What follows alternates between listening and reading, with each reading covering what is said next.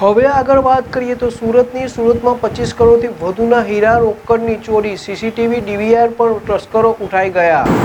લોકો એક તરફ તહેવારોની રજા માણી રહ્યા હતા તો બીજી તરફ સુરતના કાપોદ્રામાં આવેલા ડીકે એન્ડ સન્સ ડાયમંડ કંપનીમાં તસ્કરોએ કરોડો રૂપિયાની હીરાની ચોરી કરી છે।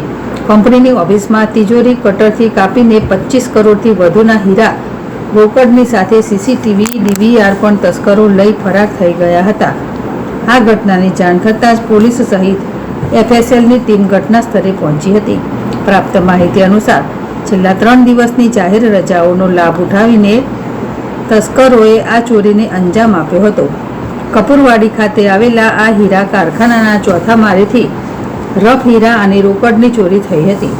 ડીસીપી આલોક કુમારે જણાવ્યું કે તહેવારોની રજાના કારણે આ હીરાના કારખાનાની બિલ્ડિંગમાં છેલ્લા 3 દિવસથી કોઈ સિક્યુરિટી ગાર્ડ હાજર ન હતો। 3 દિવસની રજા હોવાના કારણે સિક્યુરિટી ગાર્ડની ગેરહાજરીનો ફાયદો તસ્કરોએ ઉઠાવ્યો હતો।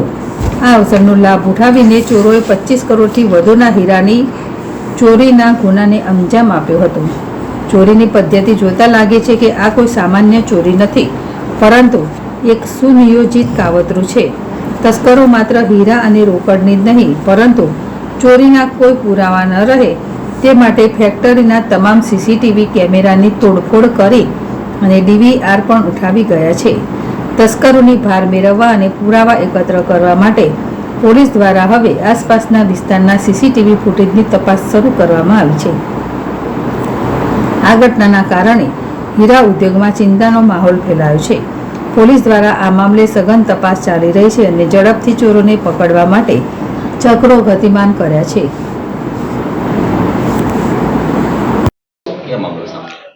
कापोद्रा पुलिस स्टेशन के विस्तार में खोडियार नगर कपूरवाड़ी के एरिया में डायमंड का एक एक्सपोर्ट इंपोर्ट का इनका बिजनेस था, ऑक्शन करने का बिजनेस था, डीके एंड सन्स नाम का।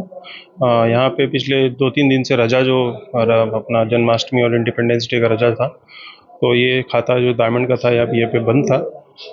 भी ये पता चला है कि इस खाते में चोरी का बनाव बना है और तिजोरी में गैस कटर मशीन से काट के ये माल ले गए हैं। पुलिस यहाँ पे घटनास्थल पे पहुंची है और आगे की कार्रवाई हम कर रहे हैं। सारा सीसीटीवी क्राइम की टीम सब लगी हुई है, पराचा की टीम, कापोद्रा की टीम सब लगी हुई है और हम इसको जल्दी से जल्दी पकड़ने की कोशिश